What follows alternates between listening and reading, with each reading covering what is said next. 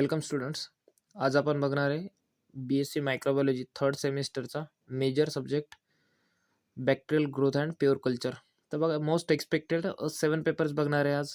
तर पहिला आहे आपला प्रॅक्टिस पेपर फर्स्ट. तर बघा, याच्यामध्ये जसं तुम्हाला माहिती आहे NEP नुसार आपला क्वेश्चन पेपर जो असतो 30 मार्क्सचा असतो. याच्यामध्ये 5 क्वेश्चन्स असतात. जो फर्स्ट क्वेश्चन कॅरी करतो तुमचा 6 मार्क्ससाठी, आणि याच्यामध्ये 1 लाईन क्वेश्चन्स असतात. एनी 6 सॉल्व करायचे असतात. तर बघा, पहिला आहे मोस्ट एक्सपेक्टेड पेपरमधला आपला, that is nothing but the binary fission. तर बायनरी फिजन म्हणजेच काय? Binary fission is nothing but the mode of asexual reproduction.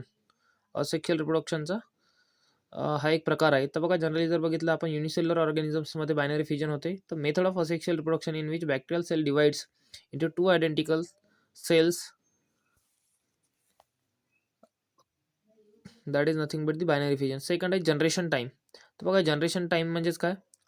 जो टाईम पिरियड आपल्या एका बॅक्टेरियाला एकापासून त्याला मल्टिप्लिकेशनसाठी, एक असेल तर 2 होण्यासाठी, किंवा 2 असेल तर 4 होण्यासाठी जो लागतो, that is nothing but the generation time. The time required for bacterial population to double in number, that is nothing but the generation time. Second आहे एक्सपोनेन्शियल फेज. तर एक्सपोनेन्शियल फेज म्हणजेच काय? A growth phase where cells divide at a constant and a maximum rate, that is nothing but the तसं expo म्हणजेच यालाच आपण bacterial growth फेजमध्ये log phase म्हणतो. एकदम फास्ट जो ग्रोथ आहे, that is nothing but the exponential phase. Fourth definition आहे आपली बॅच कल्चरची. बॅच कल्चर म्हणजेच काय? A close culture system where no nutrients are added and no waste is removed during the growth, that is nothing but the batch culture. Fifth आहे pure culture. Pure culture काय आहे बघा? A population of micro organisms consisting of only one spaces without any contamination, that is nothing but the pure culture. त्यानंतर आहे बघा aseptic technique. 6 नंबरचा question 1 लाईनमध्ये. Procedures use to prevent the contamination by unwanted micro organisms, that is called aseptic technique. म्हणजेच काय? आपल्याला contamination पासून रोखण्यासाठी जे टेक्निक्स यूज करतो आपण, त्याला असेप्टिक टेक्निक्स म्हणतात. लायफिलायझेशन म्हणजे काय? फ्रीज ड्राईंग म्हणतो आपण याला. A preservation method using freezing followed by dehydration or freeze drying. आहे की नाही बघा? फ्रीज ड्राईंग म्हणजेच काय? लायफिलायझेशन. त्यानंतर जर बघितलं आपण, तर तुमची 8th नंबरचा क्वेश्चन आहे 1 लाईनमध्ये, स्ट्रिक प्लेट मेथड. तर स्ट्रिकिंग आहे, एक मेथड असते स्ट्रिकिंग, ज्याच्यामध्ये काय करतो आपण? बॅक्टेरियाला स्ट्रिक करतो प्लेटवर, आहे की नाही? Colonies. A technique to isolate individual colonies on solid agar by streaking, आहे की नाही? जसं स्ट्रिकिंग मेथड. त्यानंतर जर बघितलं आपण, क्वेश्चन 2 आहे तुमचा आन्सर एनी टू. 3 मार्क्सचं इच क्वेश्चन कॅरी करतो तुमचे. तर पहिला फर्स्ट क्वेश्चन आहे आपला, explain the phases of bacterial growth curve.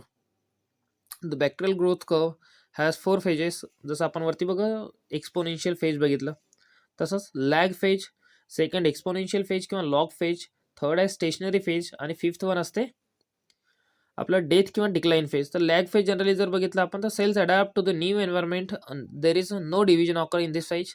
Second phase is a log phase or exponential phase. So if we see the log phase or exponential, then we'll observe that there is a rapid or instant growth of microorganism, that is instant cell division of microorganisms, that is metabolic activity of microorganism is highest or at peak, that is nothing but the exponential phase.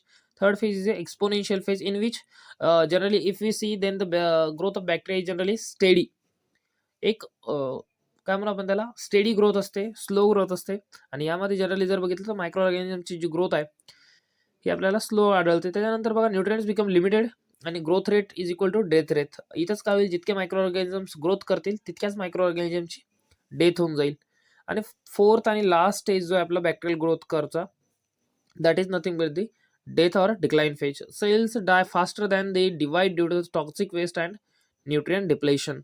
तर बघा याच्यामध्ये काय होते, आपला जो medium मध्ये आपण जे काही न्यूट्रिएंट्स दिले असते, सपोज जर आपण ल्युरिया वर्टानी अगार म्हणजेच LB अगार केला होता, LB अगार मध्ये आपण पेप्टाईन वगैरे ऍड केलेले आहे की नाही, पेप्टॉन वगैरे, ते न्यूट्रिएंट्स त्यामधले एंड झालेले असतात, आणि जे बॅक्टेरिया आहे त्यांना एक सफिशियंट क्वांटिटीमध्ये आपले जे हे आहे न्यूट्रिएंट्स भेटत नाही, आणि त्या बॅक्टेरियाची एक डेथ रेट स्टार्ट होते, त्यालाच आपण डेथ फेज म्हणतो. सेकंड क्वेश्चन आहे बघा, what are the factors affecting bacterial growth. तर बॅक्टेरियाची ग्रोथ कोणकोणते फॅक्टर्स अफेक्ट करतात? तर the first most important factor is nothing but the, त्यालाच आपण काय म्हणतो, टेम्परेचर. तर बघा टेम्परेचर हा खूप एक इम्पॉर्टंट मेजर फॅक्टर आहे, जो की बॅक्टेरियाची ग्रोथ आपली अफेक्ट करतो. तर बघा सायक्रोफाइल्स, मिझोफाइल्स, थर्मोफाइल्स हे काही बॅक्टेरियाचे प्रकार आहेत बघा. जनरली जर बघितलं थर्मोफाइल्स हाय टेम्परेचरला आढळतात, मिझोफाइल्स जनरली आपल्या लो टेम्परेचरला आढळतात आणि सायक्रोफाइल्स म्हणजेच एकदम लो टेम्परेचरला आढळणारे बॅक्टेरिया. ते काही बॅक्टेरियाचे टेम्परेचरनुसार प्रकार. सेकंड आहे तुमचं pH, most important factor. Acidic असेल पीएच तर ॲसिडिक बॅक्टेरिया भेटेल, अल्कलाईन पीएच असेल तर अल्कलाईन बॅक्टेरिया भेटतील आपल्याला. बघा जनरली जर बघितलं आपण तर most bacteria prefer neutral pH that is from 6.5 to 7.5 pH. Third जो फॅक्टर आहे आपला ऑक्सिजन. तर बघा ऑक्सिजन काही जे ॲरोबिक्स बॅक्टेरिया आहेत आपले, जसं ॲरोब्स ज्यांना म्हणतो आपण, किंवा एक ॲनारोब्स आहे विदाऊट यूज ऑफ ऑक्सिजन जे रिस्पायरेशन करतात. त्यानंतर फॅकल्टेटिव्ह ॲनारोब्स आहे की नाही. तर हे काही. त्याच्यानंतर चौथा आहे तुमचं मॉइश्चर. तर बघा जनरली आपण ज्यावेळेस बघतो तर मॉइश्चर पण एक मेन रोल प्ले करतो. What is essential for metabolic reactions. त्यानंतर बघा फिफ्थ आहे nutrients, carbon, nitrogen, sulphur, phosphorus आणि काही ट्रेस एलिमेंट्स. ट्रेस एलिमेंट्स म्हणजे काय, जे कमी प्रमाणात लागतात, मायक्रो एलिमेंट्स.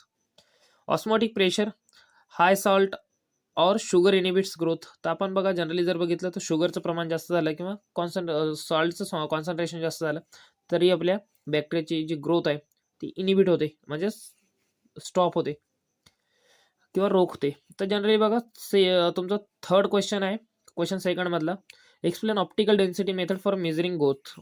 तर बघा जनरली जर बघितलं आपण तर एक मशीन यूज करतो आपण जनरली बॅक्टेरियाची ग्रोथ मेजर करण्यासाठी, ज्यामध्ये आपण क्युवेटमध्ये काय करतो, सपोज 2 to 3 ml जो बॅक्टेरियल आपला ब्रॉथ आहे, ज्यामध्ये आपण बॅक्टेरिया ग्रो केलेला आहे, ते 2 to 3 ml बॅक्टेरिया आपण त्या क्युवेटमध्ये ॲड करतो आणि ते आपण जनरली स्पेक्ट्रोफोटोमीटर, किंवा जनरली जर बघितलं आपण तर याच्यामध्ये अजून एक प्रकार येतो UV व्हिस स्पेक्ट्रोफोटोमीटर जनरली ज्याला म्हणतो आपण.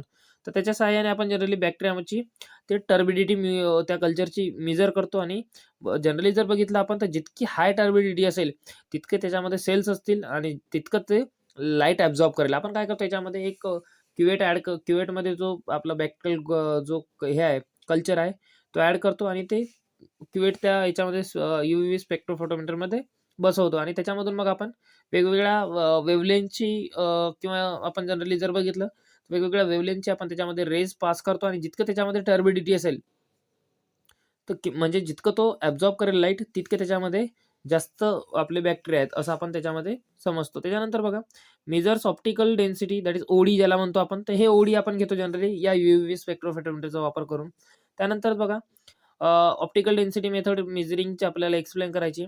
Gives rapid and indirect estimate of a cell concentration. तर हे आपल्याला फास्ट आणि एक इनडायरेक्ट मेथड आहे बॅक्टेरियाची ग्रोथ मेजर करण्याची. त्यानंतर जनरली जर बघितलं आपण तर जी ऑप्टिकल डेन्सिटी आहे can be correlated with the cell count using a standard curve. त्यामध्ये जनरली जर बघितलं आपल्याला तर एक ग्राफ सारखा चार्ट त्याच्यामध्ये दिसतो, त्याच्यामध्ये वेगवेगळे कर्व्स असतात आणि त्या कर्व्स म्हणजे एक टाइम दिलेला असतो प्लॉट आपल्याला एका साईडला आणि एका साईडला दिलेला असतो आपल्याला सेल काउंट आणि त्याच्यामध्ये आपल्याला तो एक्सप्लेन केलेला असतो. बघा क्वेश्चन 3 आहे, 6 मार्क्ससाठी असतो तुमचा. तर बघा 2 क्वेश्चन्स आपण बघू. पहिला आहे describe the methods of reproduction in bacteria. तर जनरली जर बघितलं आपण तर असेक्शुअल मेथड्स आपण बॅक्टेरियामध्ये बघतो. पहिला आहे तुमचं बायनरी फ्युजन. तर बायनरी फ्युजन बघा जनरली कशामध्ये होते, आपल्या अमिबामध्ये आहे की नाही. याच्यामध्ये पण 3 वेगवेगळे प्रकारचे बायनरी फ्युजन होते. एक लॉंगिट्युडिनल असतो, ट्रान्सवर्स असतो आहे की नाही. लॉंगिट्युडिनल झाला, ट्रान्सवर्स झाला आहे की नाही. तर हे काही बायनरी फ्युजनचे मेथड आहे. तर generally most common one cell divides into 2 identical daughter cells that is steps. तर जनरली बघा हे 10th क्लासमध्ये 11th-12th तुम्हाला झालेलं आहे. सेकंड जनरली जर बघितलं आपण तर बडिंग म्हणजेच काय, एक्झाम्पल हायड्रा आहे याचं. New daughter cells forms as a bud. तो अनवॉन्टेड पार्ट आपल्या बॉडीवर ग्रो होतो त्यालाच आपण बर्ड म्हणतो आणि तो बर्ड ज्यावेळेस मॅच्युअर होतो आणि तो नंतर डिटॅच पॅरेंट बॉडीवरून झाला की एक न्यू ऑर्गॅनिझम फॉर्म करेल. क्लिअर आहे. त्यानंतर जर बघितलं आपण तर थर्ड आहे बघा जी स्टेप आहे, थर्ड मेथड आहे आपली असेक्शुअलची, that is nothing but the fragmentation. तर filamentous bacteria break into the fragments each producing a new cell. तर बघा फ्रॅगमेंटेशन म्हणजेच काय, ती जी बॉडी आहे तर जनरली आपण स्पायरोगायरा म्हणतो, एक शैवाल आहे. काय करतो तो, जसं आपण स्पायरोगायरा काय करेल त्याची बॉडीला ब्रेक करतो वेगवेगळ्या पार्ट्समध्ये आणि ते पार्ट्स काय होतात, मॅच्युअर होतात आणि प्रत्येक पार्ट्सपासून नवीन बॉडी ओरिजिनेट होते. त्यानंतर बघा फोर्थ आहे स्पोर फॉर्मेशन. जनरली एंडोस्पोर्स किंवा जर फंगसमध्ये हे होते, not for reproduction but survival, form by bacillus clostridium. त्यानंतर जर बघितलं फिफ्थ आहे मल्टिपल फ्युजन. तर मल्टिपल फ्युजनमध्ये one cell divides into many daughter cells simultaneously. तर बघा जनरली जर बघितलं आपण हे मल्टिपल फिजन आहे, बायनरी फिजनचाच एक मल्टीसेल्युलर ऑर्गॅनिझममध्ये होतो. त्यानंतर हे बघा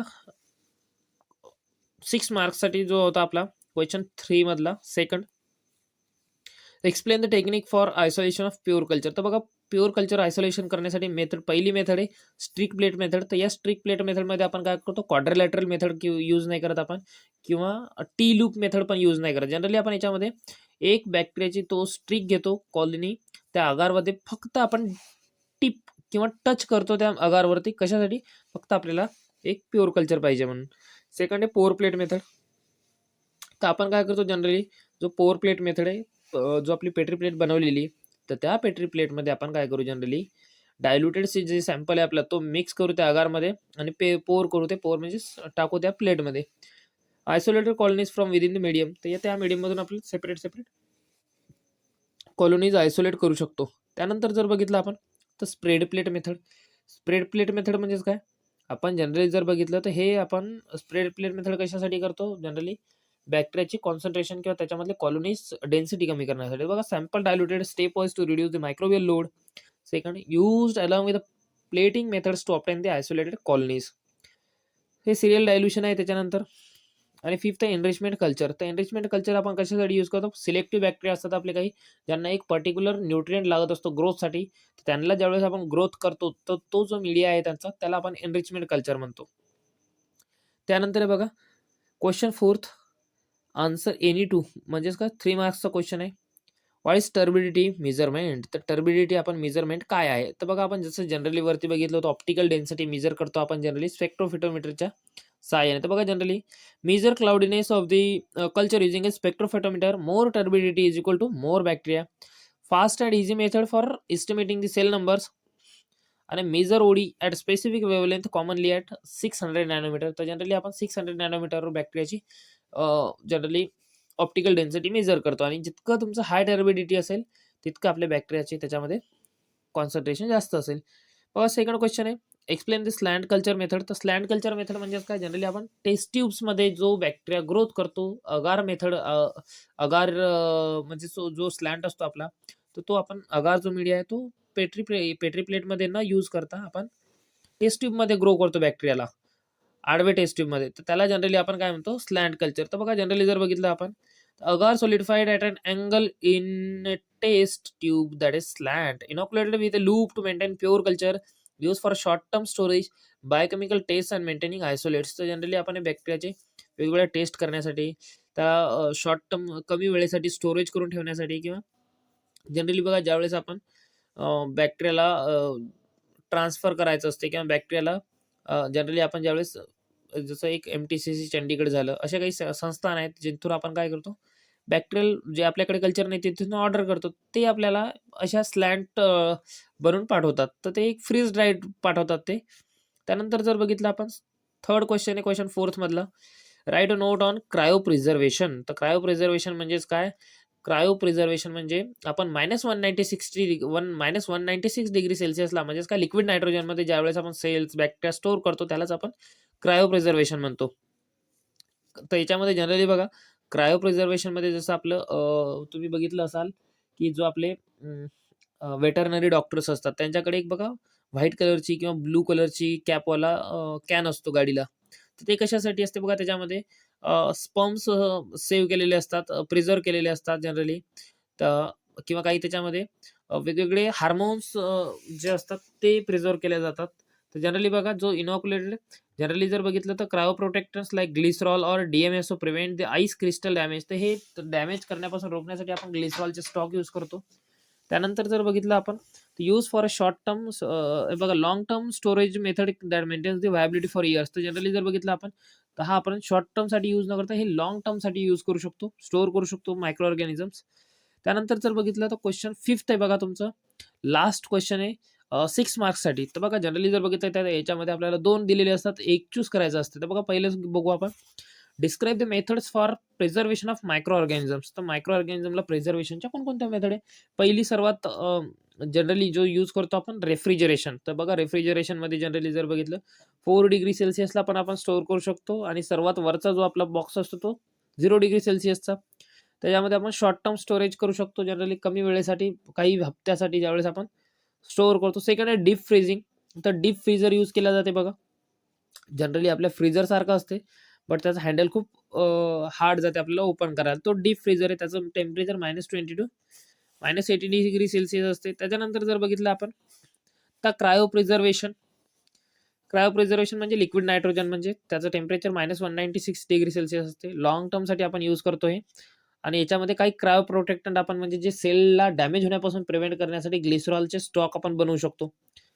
त्यानंतर जर बघितलं आपण तर लायोफिलायझेशन म्हणजेच काय, फ्रीज ड्राय करतो त्या बॅक्टेरियाला आपण, किंवा तो जो कल्चर आहे त्याला फ्रीज ड्राईंग, तो त्याच्यामधून वॉटर आमर रिमूव्ह करतो. आणि त्या ऑर्गॅनिझम जर बघितलं आपण तर up to 10 years we can preserve using the lyophilization. Fifth आहे तुमचं मिनरल ऑइल ओव्हरले. तर जनरली बघा आपण काय करतो, ऑइल लेअर करतो त्याच्यावरती, आणि ती प्रिव्हेंट करते आपल्या डिहायड्रेशन पासून. हे फंगल कल्चरसाठी यूज करतो. त्यानंतर हे अगार स्लॅन्ट स्टोरेज. तर ज्यावेळेस अगार स्लॅन्ट बनवतो आपण, तर हे अगार स्लॅन्ट स्टोरेज कशासाठी असतात, एक जनरली आपले पिरियडिक सबकल्चरिंग करण्यासाठी आपण. बघा लास्ट क्वेश्चन आहे, explain the growth in continuous culture that is किमोस्टॅट.